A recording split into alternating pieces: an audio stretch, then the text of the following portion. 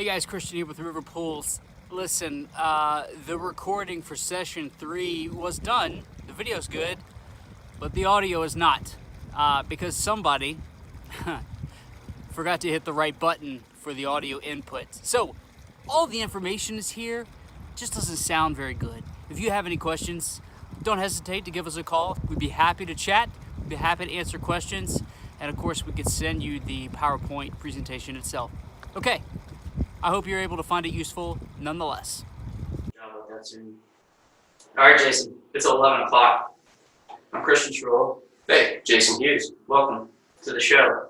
Welcome, everyone. For all 7 of us so far. That's right, more will join in, and it's perfectly fine. It's busy season. We get that not everybody can log in because there's lots going on, which is why we record it and post it after the fact. So today is River Hacks, right? How to make your job site more efficient. Jason, you added this one to the list of ideas for webinars, and every time we talk about it, you fire off something from deep within your soul about this as a topic. So I'm going to let you introduce the topic and really get to the heart of the gift. The time is money. Yep, time is money. And, when we first started, we didn't, River Pools, when we started in the early 2000s, we didn't know very much. And every little nugget of information that we received, whether it was something that we figured out ourselves or a trick or something we learned from someone else, it just made a huge difference. And we found that sometimes just one little thing can make the biggest difference in your productivity. And so that the goal for today is really to share, a handful of tips and tricks that we've learned over the years. Some of them may seem obvious to everyone, but our hope is that you'll walk away with one or more things that will improve your efficiency and your productivity, allow you to get the jobs done faster with higher quality, ultimately turning into more profit for you and a happier customer in the end. So that's our goal. It's going to be rapid fire. We're just going to blow through some hacks here, and we encourage participation and feedback. Certainly there's going to be things that you all are going to think of that we want you to go to the Q&A section and type some ideas in there that we can bring up and talk about. So this is really the beginning of a conversation, about ways that we can be more efficient. Yeah, and we want to, even after today, we want to keep this going on the Facebook page, which is getting some, the Facebook group, which is getting some traction. We've got 30 plus members now, which is great. And so, raise your hand during this and say, I use that. That's a great idea. Or I've got a new one. And just go ahead and type it in there. We'll bring it up as quickly as we can today. And certainly afterward, share your ideas, your hacks, your tips, your tricks on the Facebook group. I mentioned last week, I think, just quickly poll everybody. How many years of experience does everyone have? Lots of knowledge in this group. So let's get started. Jason, what do you think? Oh, let's do it. Excited. There we go. All right, so stage 1, prep and planning, right? We're kind of walking through this systematically from the very beginning of a job all the way through to backfilling and filling with water. So that's kind of our approach.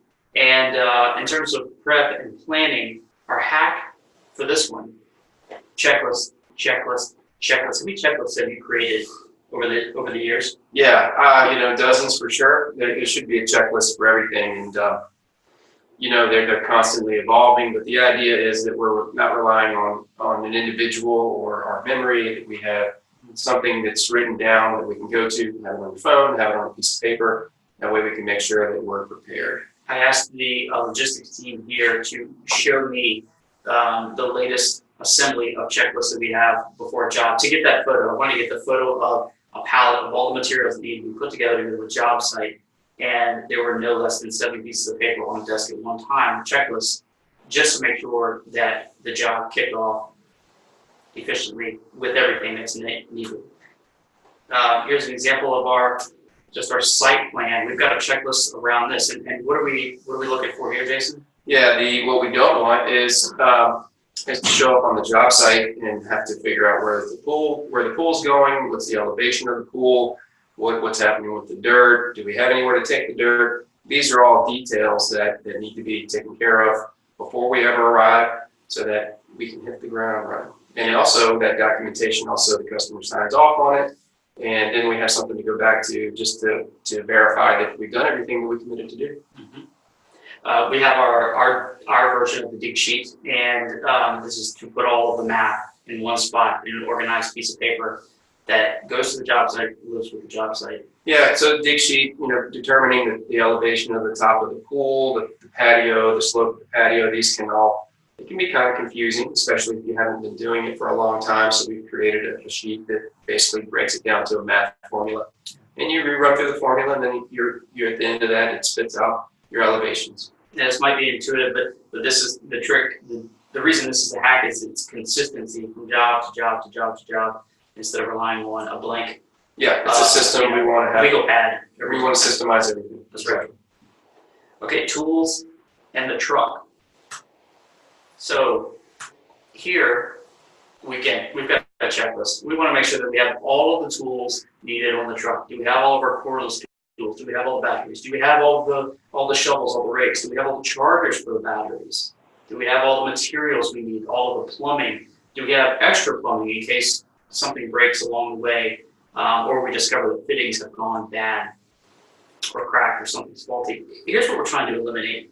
We're trying to eliminate the need to go to SCP, Lowe's, Home Depot, Ace Hardware, whatever it is, the hardware store during the job. When we arrive to the job, we want to stay on the job, because when we have to leave, this is what, as owners of the company or as the foreman of the job, this is what we would expect if we assign somebody the task to go pick something up. But inevitably, this is what happens, right? Not every time, but we've all had that one person we hired or two people who just would make it a little vacation, right? Yeah, it's like, Lowe's is 10 minutes away. Why has it been 2 hours? Yeah, so we're going to eliminate these types of things with planning and prep ahead of time. Yeah, there's nothing that will, kill the productivity of a job is needing to stop midstream and run to SCP or a hardware store. And, you can't get out and back from one of these places typically in less than an hour to an hour and a half. Mm-hmm.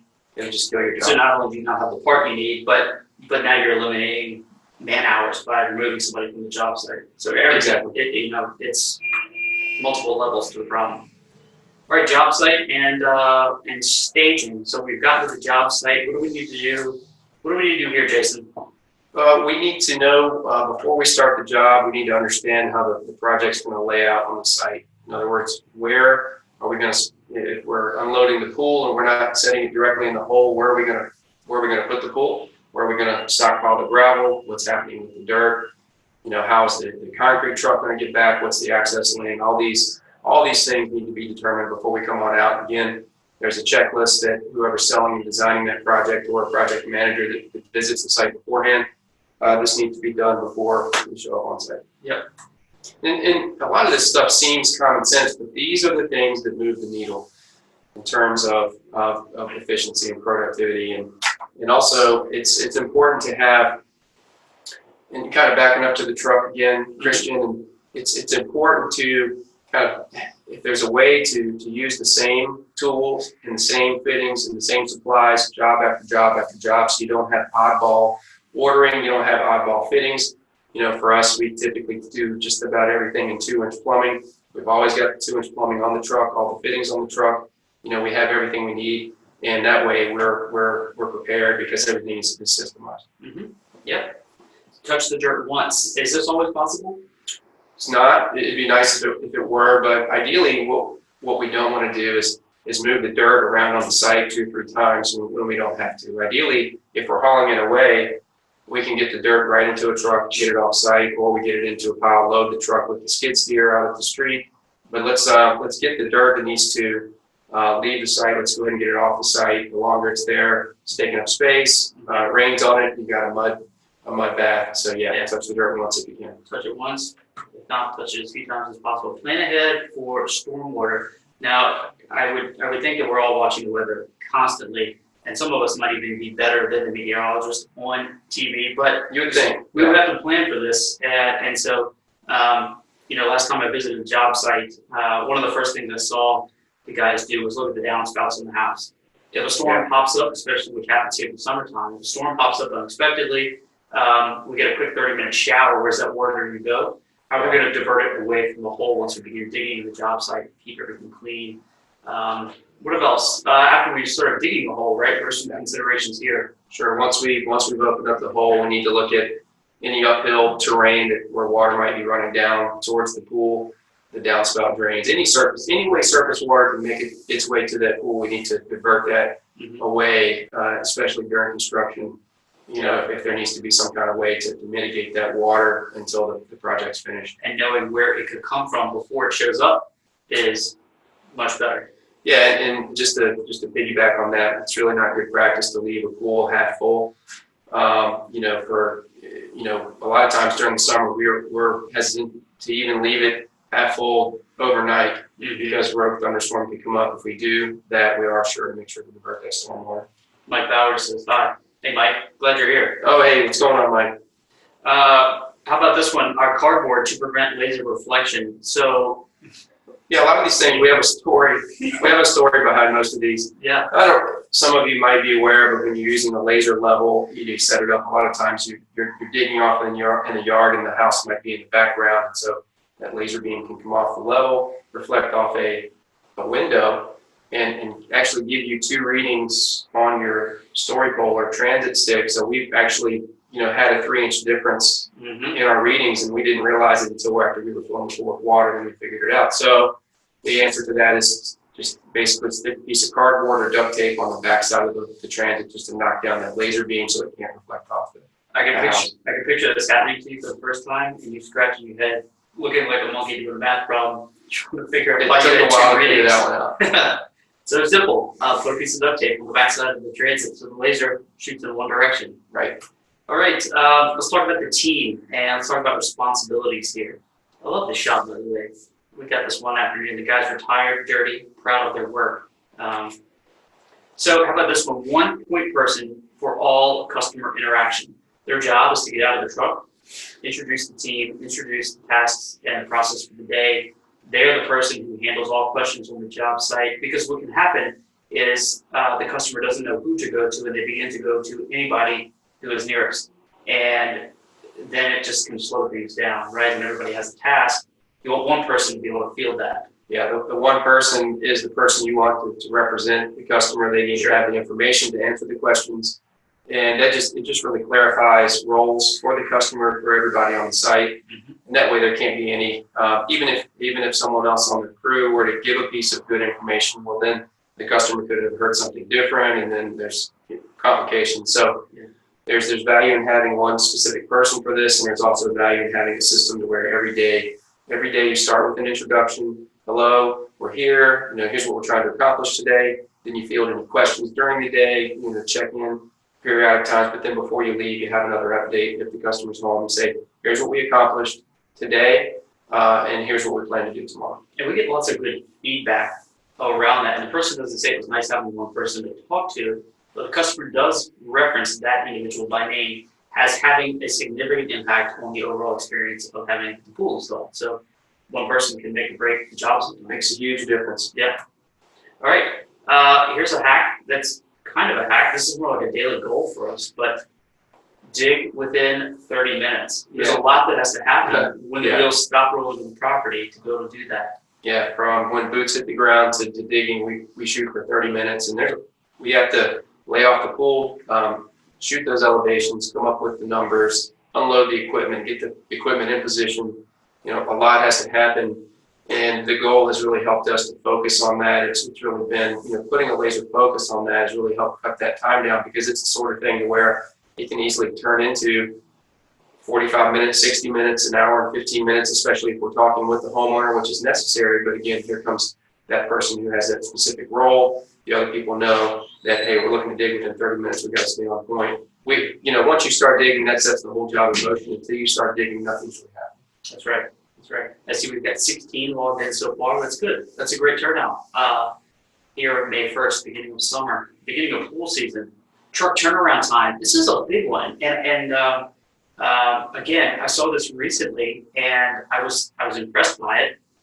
There was one person who was assigned to track how long it took a truck to turn around, either to go get another load of stone or to go get another load of water. Like that was that guy's job. His job is to Yeah. pull out his phone and be able to say exactly. It takes 1 hour and 6 minutes for the truck to go, leave empty, and come back with another load of stone. And this person also knew where the nearest quarry was, where they could get stock material from. They knew how long it took to get a load of dirt off site if that was necessary. But that was their job, and to report to the foreman and just to map out turnaround times. Sure. It helps you plan out the whole project, and you're talking about hauling away dirt, we're talking about hauling in stone, hauling water, all those things are important because it helps you kind of lay out the day, and also knowing what time the stone yard closes, what time the dump yard closes. Mm-hmm. It really helps to be able to map things out the right way. Yep. All right, let's get to digging, prepping the bottom of the pool. I always like this photo. There's a lot going on here. Identify the benchmark. Go ahead, Jason. Yeah, it seems like it might seem like common sense, but it's good to. What we don't want to do is kind of lay off the pool and kind of shoot this area that kind of seems like a high spot, and that's our benchmark, and then we never really have anything during the project to reference with regards to the elevation of the pool. Now, sometimes we might be installing a pool in a big open field, and that's different, but if we're close to a house and there's a benchmark like a step tread at the top of a wall, something like that, use that as a benchmark, and you can always go back to that just to make sure the pool is set at the proper elevation. Mm-hmm. Dig deep to shallow. So this is a good one because it's best practices. If you go shallow to deep, oftentimes it can be difficult to see the bottom of the hole once you get to the deep end. But then another reason here is that if groundwater or stormwater becomes a problem, you can have the water run from the shallow end where you're digging to the deep end, and you can pre-dig a little dry well basically, so that you can pump all that water out. But you're giving the water a place to go as opposed to having it chase you while you're digging deeper into the hole. Especially with groundwater, like you're saying, Christian, if you're digging and sometimes you don't have a choice, but you have a choice to dig deep to shallow. If you're in a groundwater situation and you're digging shallow to deep, you're always digging in the water, always digging in mud and slop, so that if you start with the deep end, all that water runs down the hill and you can pump it out. Yeah, much more easier to manage. String line and rake versus screed. So there might be some folks who prefer the screed method, but just quickly, why do we string line and rake it out? Yeah, well, we're talking about prepping the bottom of the hole with stone, the stone bed that we set the pool on. So there's really two different methodologies. And string line, when you run a string line, you basically are going to plot four corners. You run the string around the perimeter, and you run one through the center. You dump the stone in the hole, you rake it out, and you rake the stone to the string line. The other method is to run 2x4s or some screed board, and then you pull another straight edge across that to give you your bottom finish. And we've done it both ways many times. And once you get in the groove with the string line and rake, it seems to be a whole lot faster because you can set the string lines up quickly after the guys get an eye for it and get a feel for it. You can really rock and roll with that. Mm-hmm. Takes some practice, but in our opinion is it's time saver in the long term. Yep. All right, a level in the X. This one was funny when I first saw it because we spend gobs of money to purchase excavators, and yet sometimes the simplest of technologies is lacking. And so we really need to put a level inside the excavator in the cab, glue that sucker to the front window, and do it when the excavator is level with the bucket out. And so now if you're digging, you know that the bucket is digging level in the bottom of the hole. Exactly. So very simple, very effective. All right, let's move on to the filter system. Let's talk about some hacks around here. Turn lettering away. We like the plumbing to look clean at the end. Yeah. And it takes a lot of time to clean the lettering off with primer. Yeah, so this is a little bit OCD perhaps for some folks, but yeah, we turn the lettering on the plumbing. We turn that so it faces away from the customer as they're standing in the filter system. I didn't get the best picture for this one, but you can see there's no lettering on the front of that pipe, which is from the point at which the filter system would be viewed as the customer approaches it. Just makes it look clean. Yeah, why not do it? Yeah. Attach the glue to the primer. This is probably a no-brainer, and Jason's got an example here. But how many times have you perhaps reached away, grabbed the glue, and then thought, "Oh dang, I left the primer at the other end of the trench," and have to run back? So we actually the other day started doing that here. So when we assemble the pallet to go out to the job, the girls here will just go ahead and tape it for them. Oh, really? Yeah, so they'll just grab it out of the box and it's already done. They're spoiling the guy so bad. 30 seconds. But hey, you know what? Yeah, I know they appreciate that. Teamwork makes the dream work. Yeah, it's actually, it just kind of the little things. That's I appreciate that's that. that's an investment. That's a Yeah. deposit in the emotional bank account. There you go. Store fittings in a crate. You learned this lesson, looks like we had a few times, right, Jason? Yep, no crates are great. Water runs right through them, throw them in the back of the truck. You know, it doesn't hold water. Yeah. How many times have you picked up a wet cardboard box and have your fittings fall in the truck? Yeah, and then they fall in the mud. Yeah, it's not fun. So Yeah. So it's easy to open that box, dump these things into the milk crates on the truck. They're easy to move around the job. yeah, we said this one's kind of a mixed bag of whatever. Yeah. But really, we typically have 45s, 90s, Mm-hmm. 22s, couplings. You know, we have those things. I took this typically. photo at the end of the day. Oh, okay. Yeah. So we had a hodgepodge. Specific tool bags. Yeah. Oh, here we go. So you know, you have different. There's the used tools for different things throughout the project, obviously. So we've got a bag specifically for laying off the pool and also laying off the bottom. So that's got your stakes, 100-foot tape, 30-foot tape, paint cans. I had 2-pound sledgehammer. We got another bag for outfitting pools. That's got your grinders. It's got your caulk guns, some rags. And so we kind of have 3 different bags, basically of tools that we just grab them off the truck and go hit it. And that way we're not constantly collecting and gathering and putting things away. And it makes a big difference. Yeah. So here's just a quick photo. This is the bag to assemble the filter system. So grab it and go. Pre-plumb the filter system at another location. So this is you've got a location that needs to be dug out. It can't be accomplished early in the day, but you can take all the components somewhere else on the property, say in the driveway, a good level spot, in the garage, wherever you can find, and go ahead and build it and assemble it, and then carry it back over in parts. Yep. And once that spot is leveled out, Sure. It's just a way to do this at your shop if you wanted to. In fact, yeah, do it ahead of time. we're going to come up with a thing for that eventually, but yeah, no need to wait. Go ahead and get that assembled. Yeah, I mean that's a good rainy day task as well. To pre-assemble filter systems ahead of time and then grab them and go. It's a good one. Blue glue. Blue. Pretty simple. It just lets you visually go back and make sure everything has all the joints have been glued. Yep. I'm pretty sure everyone uses this one, but we thought still a good one to If say. you don't, it's could be a big deal because if you miss dry fitting and you don't go back and glue it, and pour your deck on top of that, it's a big one. Yeah, the consequence is far greater on the ground than it is over by the filter system. So blue glue. Fitting hacks. You got a few. Fitting hacks. You got a few here, right? Yeah. Okay. So let's see. I'm gonna try not to whack the microphone. All right. So we understand that you can't really see this very, very well, but if you look at a fitting, and if you don't know this, it could be quite a revelation. If you do know it, then just hang in there. Each fitting, this is a 45. On this side, there's a line right here. That line is the depth of the socket. So if you're measuring, you don't have to measure to the inside. You can actually measure to that line right there. On the other side, you've got a line that represents the center of the fitting. So let's say you have 2 45s. You don't have to worry about if you're creating a perfect 90. Whatever these 2 fittings might be, you can align those 2 lines, and that's going to give you a perfect 90-degree fitting.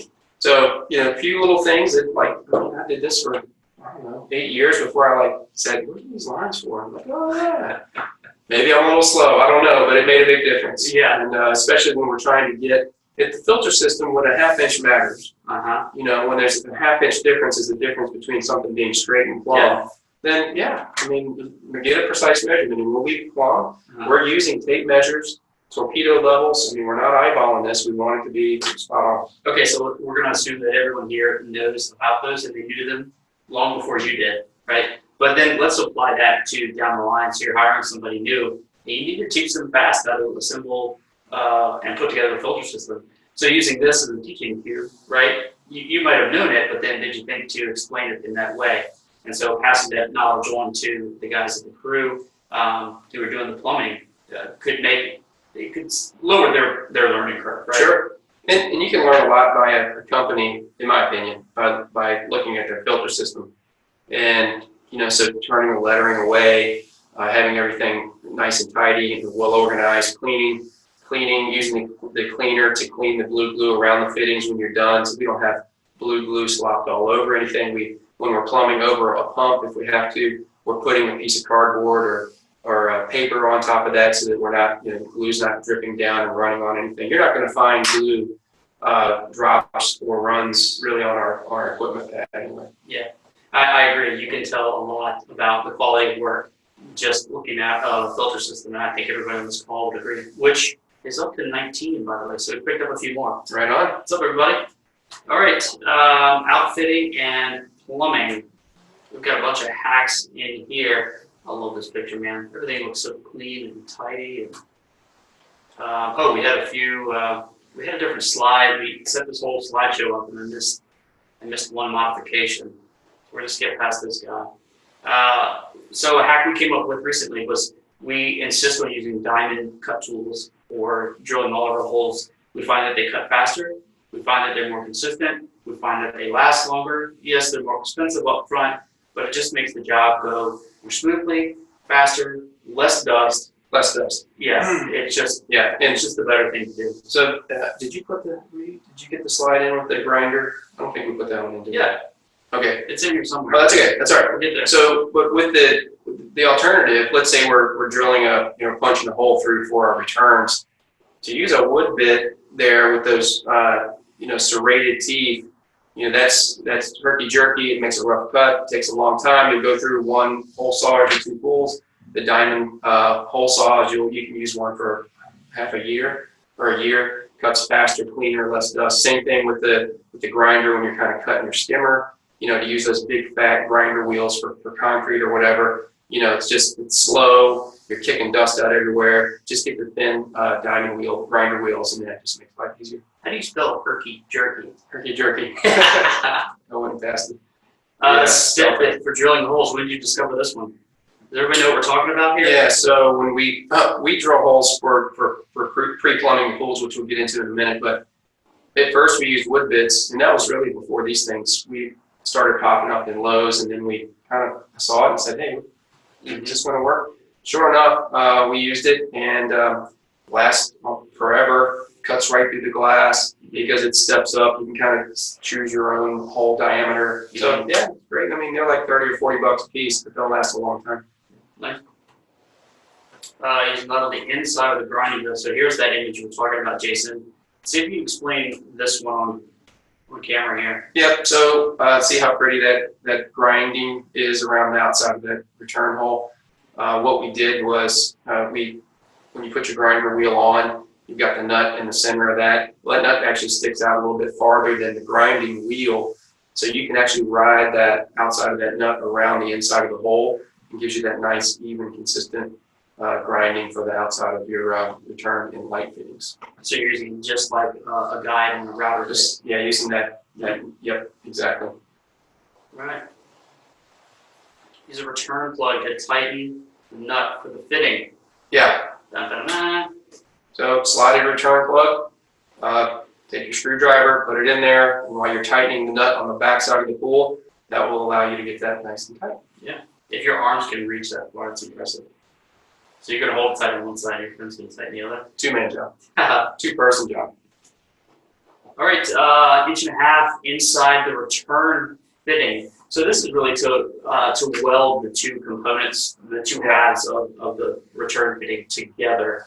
And once we have it tight to the pool, first of all, we're using 100% silicone and no gaskets. But once we have that tight down to the pool, we're going to weld those two components together with a piece of 1.5 inches. Mm-hmm. And on the inside. This just makes one rock solid, bomb-proof return fitting. It also strengthens it as well, right? It strengthens it. Yeah. It strengthens it. It makes it so. So I think we did put a picture of this one in. Yeah. So this is the 1.5 inches that's inserted in there. That eventually is going to be cut off right at the back of the fitting, and then you're going to go over the outside with the 2-inch fitting. But what that does is it not only makes it stronger, but if you don't do this, if you winterize pools in your area, when you go to take your return plug out in the spring, it will actually start to unthread that base of that fitting out of the back, which is really scary. So doing this strengthens the fitting and make sure that it never comes unthreaded. I think some guys that were asking questions after the last webinar, or the one on tanning lunges, because we showed an image of Franklin using this technique under that tanning lunge. Yeah, so that's why. All right, mineral spirits to clean up silicone. It's the fastest, easiest way to stuff up, which you can get everywhere. Yeah, you don't have to, but if you have some stubborn silicone, mineral spirits, a little cord from Lowe's with a rag will actually cut through it and get it off. Nice. There you go. Clean everything up. All right, pre-hang 36-inch zip tie straps. So one of our best practices is to strap the plumbing, which I think is pretty much an industry best practice now. But I still see lots of pictures out there of job sites that use string, and we adopted zip ties to do this. So we're running around the pool and we're drilling holes with that step down bit, and then we're just dropping 36-inch zip ties ahead of time. It's one person's job. We drill the hole, drop this in, so as the plumbing is done, just grab that zip tie and go. You can find the height you need much faster.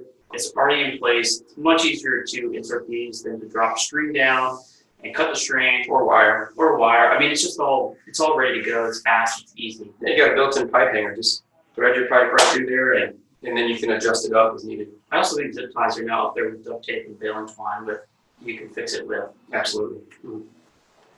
Plumb before setting the pool. This is a big one. When did you guys start doing this one? In mid-2000s, we actually took a trip out to Las Vegas and visited a pool builder out there, and they were pre-plumbing like hundreds of pools a year, and they were shipping them. And the big wake-up moment for us, and what we love about it is when you're plumbing the pool out of the ground, you're standing on top of the ground, and you can see everything. You're not down in the hole trying to work, all this in. So yeah, it makes for easy plumbing, easy inspections. Make sure that everything's tight to the pool as possible, and watch it when you set it in the hole. But gosh, it sure makes it easy. Yeah. There you go. It's a beautiful photo. So you just drop this whole thing in the ground. It's all ready to go.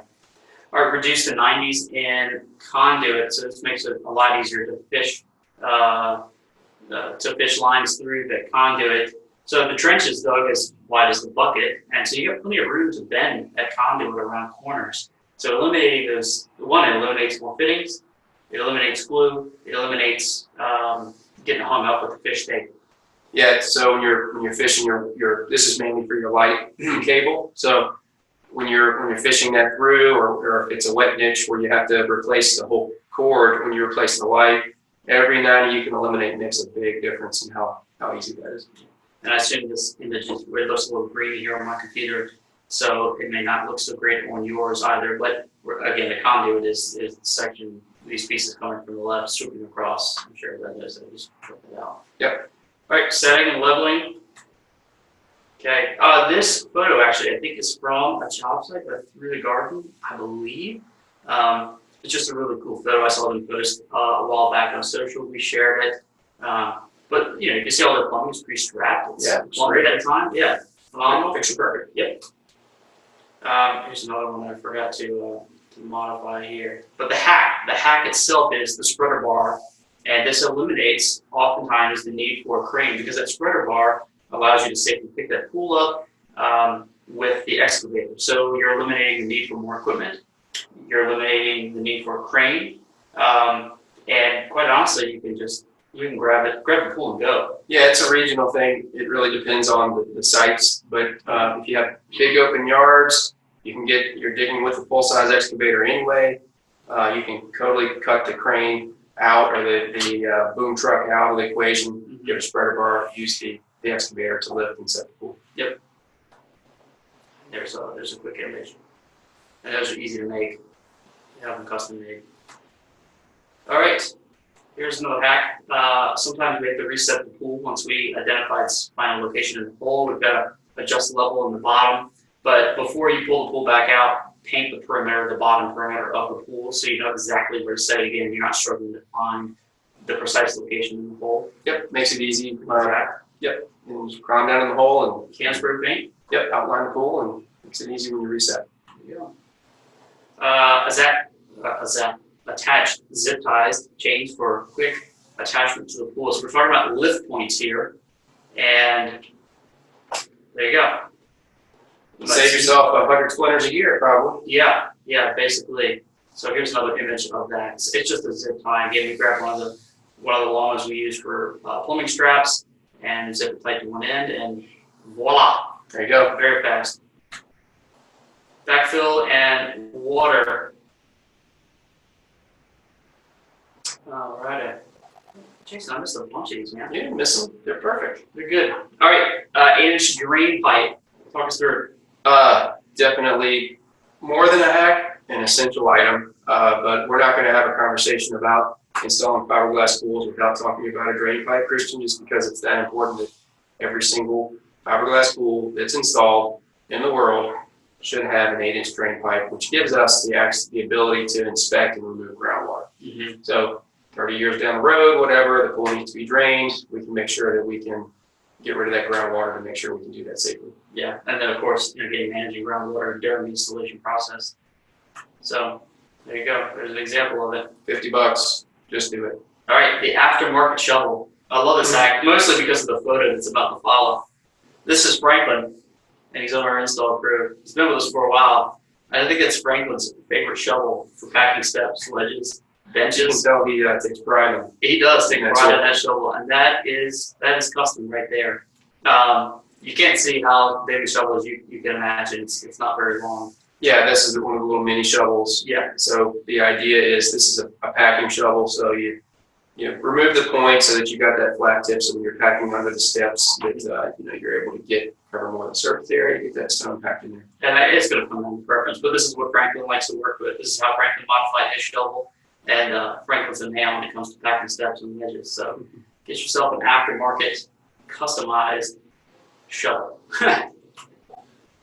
Grout under ledges. We talked about this during the tanning ledge webinar a couple months ago. But the hack here really is to get solid ground under the spaces that you can't pack stone under, right? Yes. So you ultimately want the pool to be rock solid in the ground. You want the customer to be able to feel solid ground under their feet, so the hollow sound when they walk around. And using grout, it's just the best way to do it because it flows nicely. Yeah, so if you're doing D-Series pool, the L36, Mm-hmm. C-Series, anything with a sizable tanning ledge on it, fill it with grout. And if you need to know how to do that, go back and watch the webinar from, This was the first one 2 months ago. March webinar. Yes. Yep. All right, there's an image right there. Another good one. I'm not sure what happened to why everything's pixelated. All right, straight wall hacks. I don't think I found a picture for this one. I didn't. All right. The one we had didn't work for some reason. Yeah, so we need to, one of the great things about fiberglass is it's way flexible Mm-hmm. and way strong, but it doesn't like to stay straight. So if we have a long straight wall, then there's some during the installation process, we need to make sure that that's straight. So there's a few things we can do to help with that. The most basic one is to put a screw in each corner, run a string in line with the wall down the long sides. Like you can do it on the shallow and deep ends if you want, but you can eyeball down that string as you're backfilling to make sure that wall that needs to come in or out, that you're able to do that with either water or stone. So that would be good. A better way to do it would probably be to you can put braces in the pool. You can leave them in during the process, and those braces are going to fix that pool to a straight, so that wall stays straight. Pop them out when you're done. That's a great idea as well. And we've done everything you can imagine from, back in the day, hooking ratchet straps to them, try to pull them out. We don't have to do that with our pools, but you really have to make sure that the walls are straight. A lot of times, if you don't get them straight from the very beginning, especially if it's pushed in, you're going to have to go back and dig stone out, and not a little bit of stone. You're going to have to dig down like 2.5 feet. So that's no fun. Yeah. So yeah, there's a few things you can do to keep those straight wall pools straight, and try to get it right on the pool. Try not to make up for it in the coping if you can help it. There you go. Jason, that was a very quick session. 40 minutes. We're dead on. And I'll kind of close out by saying, again, our group is growing on Facebook, the Fiberglass Pool Builder Group, and we've got 30-some members as of this morning, it's a great start. Folks are free to ask questions, make comments. We've gotten a suggestion for a future webinar episode by Mike, I believe, Mike Bowers, and it was about how to get a good quality cantilever coping, right? Yeah, that's a good So one. what are some tips and tricks around getting that pour just right so that the finish looks good and good quality? So, really good feedback coming on through the Facebook group. We want to see your job sites. We want to see the good work you're doing. Yeah, There's some pictures. we want to see what you're doing. We want to hear from your suggestions. The idea here is really to create this great collective group of knowledge, a good body of knowledge where we can all go to each other and answer each other questions, share the fun, exciting things that happen, or maybe the challenging things that happen, and ask for suggestions and help with that, so we can just really support each other. And if you have questions for now, now's the time to type them in. And we're here. We can, over the next minute or so, if you have a question, we'll hold tight while you type that in. But for the most part, Christian, I think that today was really about helping expedite everything on the job site. Yeah. And this is the beginning of a conversation that can continue on and happen on the Facebook group. Yeah. I also thought, it's a good opportunity to get employees engaged as well, right? So I was thinking that for every employee you invite to the group between now and let's go 2 weeks. So a week from Friday, right? Every employee, every new person who joins between now and next Friday, we'll draw a couple names out. We'll send some hats out and some really cool swag. But we're going to get our guys involved with it as well. Yeah. Because they're coming up with stuff on the job site that we haven't thought of, things that make their little jobs faster, Absolutely. easier, or they have questions. Well, most of these innovations came from our guys. Absolutely. So so it's not just for pool company owners. It's not for the head guys on the install crew. This is for everybody who's involved with installing fiberglass pools. So we had a question from Jeremy Hine. Are videos recorded for review later, and if so, where are they found, Christian? Jeremy, they are, and afterward we are going to send an email with a link to that view page. If you've attended a webinar previously, you have that link already. And of course, we'll send it out again. So you cannot access it from the main navigation on our website. You have to have the link to view it. And we'll email that out after the fact. Yeah, great question. And just so you know, Jeremy, the first episode was about how to install a fiberglass pool with a tanning ledge to get that ledge perfect level. And then the second one was Concrete versus vinyl versus how to sell fiberglass in a challenging concrete or vinyl market. Which was a really good one. We got some good feedback on that one. So they'll all be available on one site. You can binge watch. I've heard it's better than Netflix. Totally. So I watched them. Yeah. So all right. Any other questions? If not. All right. Okay, guys. We will see you next month. And we haven't decided what that topic is going to be yet. So Jason and I have not spent a whole lot of time together past few days as we're kicking off pool season, as you guys are. So we'll be in touch soon with what that session will be. Until then, we'll see you guys. Thanks, guys. Yeah.